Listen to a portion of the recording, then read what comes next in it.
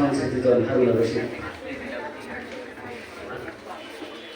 সময়ের সাহিত্য কণ্ঠে চতুর্থ বর্ষ পদার্পণ উপলক্ষে আজকের এই অনন্যধর্মী একটি চমৎকার আয়োজনে অনেক আলোচিত মানুষের মাঝে আজকে আমি এখানে উপস্থিত হয়েছি।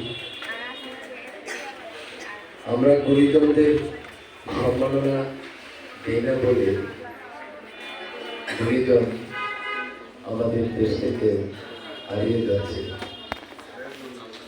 সেই সাহসের উদ্যোগ নিয়েছে সময়ের সাহিত্য কণ্ঠ।